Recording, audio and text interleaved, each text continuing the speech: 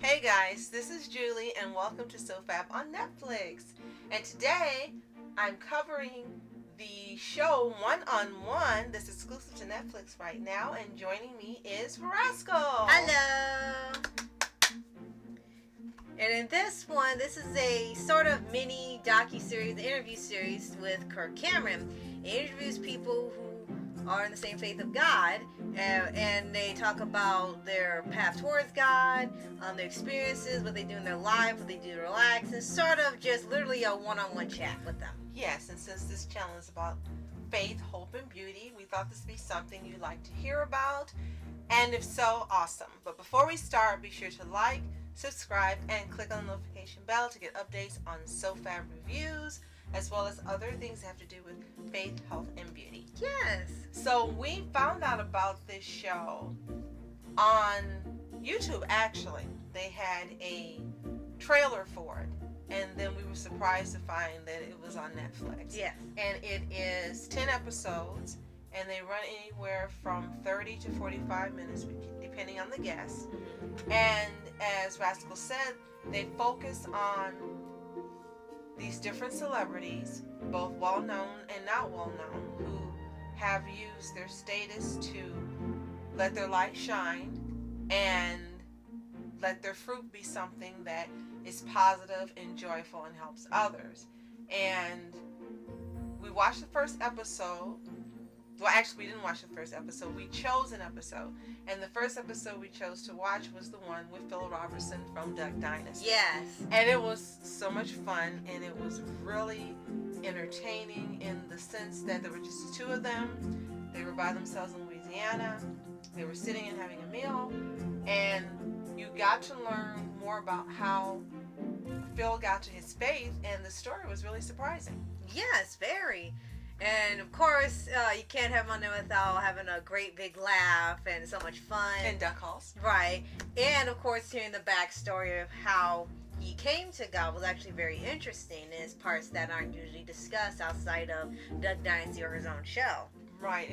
For us, we thought he'd been that way for the longest, but he honestly tells how before he was not living a life that was conducive to staying married to his wife and the things that he did, and that once he did accept Christ as his Savior, that his life changed and he hasn't gone back.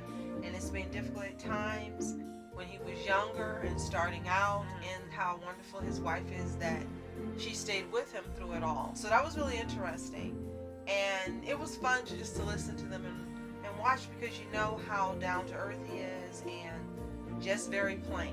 You know, there's nothing, no fanciness, no trying to impress anyone, just, you know, telling a story and enjoying having a meal with a friend. Right. So we were surprised to learn that they're friends as well. Right. And it looks like all 10 episodes seem to have a certain theme about them. They choose what they tell about their lives, the things that are for different causes or charities, people that they want to help, helping bring people to God or help people have a better life. And each of them usually have something connected to God. They were led to these things to help others. And it's actually really interesting how it came to be. And each of them are sort of like a different level of celebrity. As you said, some well-known, some not so well-known. But if you happen to know these people in the certain areas of the circle, like you've seen them on TV, you follow them on social media, you've read their books, you're part of their charities or causes and things, and you might know them. But if not, it's still just as entertaining, because you learn about a whole new person, and you may want to be interested in knowing more about them and what they do, and have, you know, more to do with your life with it. Definitely. And what I really liked about each episode is that they do some kind of challenge that Kirk thinks up at the end. Some of them take place at like indoor rock climbing, indoor obstacle courses, a fishing challenge with Phil, a cooking challenge with his former co-stars. Yes. And that part is really fun because they talk and they eat all the time, every single time. They're eating real food. They're not pretending to eat. It's not the Rory School of Eating. They really are eating, and it's fun to sit and watch them sit and talk and just enjoy food, and then do something that's really wholesome fun at the end that you really could see yourself doing and enjoying. And I really liked the episode, as I mentioned, where he was with his co-stars that played his brother and sister.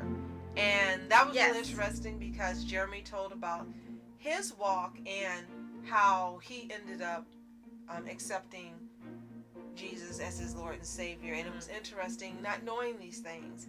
And Tracy Gold's story was interesting also. I loved it because they were back together again, and it was like they were having fun, and it was like a reunion. Yes, sort of. And Jeremy was showing them how to cook a shrimp dish, and they just looked like they were really having fun, and they were comfortable with each other even after having been apart all these years. It was really a fun watch. Yes. And another thing is that he also had one who was with his sister. Yes. All of his sisters, and at the end they had the sort of go-kart race at the end. And what I like is that, you know, he genuinely gets along with each person that he talks to, whether this is family member, friends, colleagues, or whatever, or even people he's not as familiar with or has heard about and he wants to learn more about them. All of them have this uniqueness about them, and he's interested in their stories and their journeys. And one question always comes up is that, what could you tell your 20-year-old or 18-year-old self if you could now? And what advice would you give them so that you would make better choices? And it was actually pretty interesting because it's for part of it more of a retrospective on the people, on how far they've come, how they were at this point, and then they doing so much better, and they're at this point now, and they're in a way better place. Now with the sisters, the funniest part, unfortunately, was at the end when they did do the go-kart racing, because prior to that they were talking about their childhood and growing up and their mom and dad and the things they used to do and how each of them found their way after their childhood coming to Christ. Yeah. And then they, as you mentioned, they went go-kart racing, and Kirk accidentally hurt Candace. It was such a competition between the four of them, and all of a sudden you hear, you can tell one of the go-karts is lifting off the floor, and then you see the camera, and it's like it goes to black, and then you see she got hurt, and he just keeps going, I'm so sorry. Like, yeah, that's sibling rivalry that came through, and she was okay later, but it was really nice seeing them together and being honest about their relationships as children, adults, before and after. So it was really, really nice. And there are some other people that you may know or not know. The one I really enjoyed the most was at the end, where they went to a place that tells about the history of the United States. Yes. And it's not in the Thanksgiving story, not the one you learn about turkeys and dressing and those sorts of things. It really talks about the Pilgrims and their real journey here and what really happened, and how their beliefs and how those things helped to form our country back when it initially was established. Right. So that's one episode to watch over Thanksgiving, because you always have your favorites to watch, like Charlie Brown and regular show and things, but I think this one would actually be really interesting to see. And even if you want to go visit this place or even read more about it online to know the true one, I think that would be really informative, and it would help bring you and your family closer together, knowing this history. And it's based on a number of statues that form one large statue there, and there's different documents and creeds and things that are on there. And what's really interesting is this place, there are field trips taken by schools all around the country there, and they go with one idea of how it's going to be, and when they leave, they're just really feel blessed to have learned these backstories of people you've never heard of, whose names appear on this slab, who've never been talked about in the history books or mentioned on television shows or anything of that nature. And instead of making it about, again, roasting corn and having a turkey, which are not really connected with Thanksgiving per se, they tell you the true history of what's going on.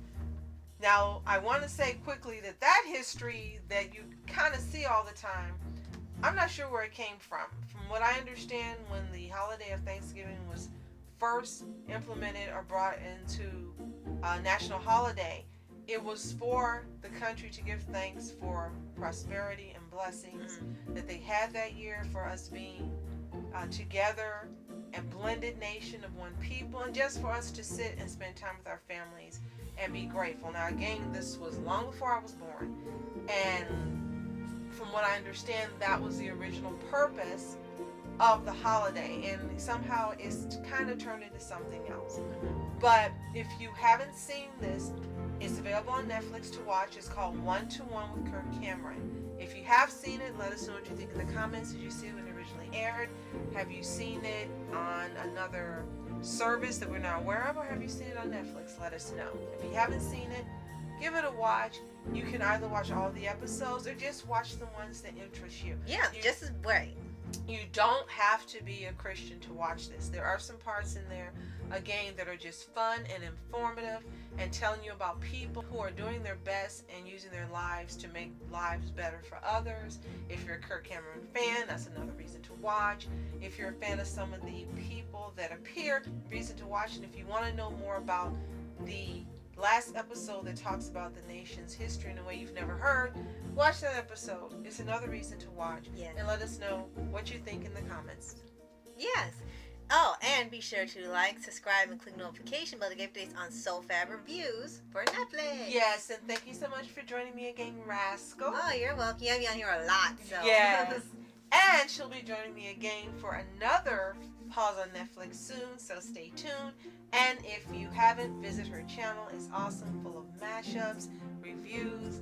Have you seen this? And shout outs to lots of Rascal family members. So if you haven't visited her channel ever, give it a visit.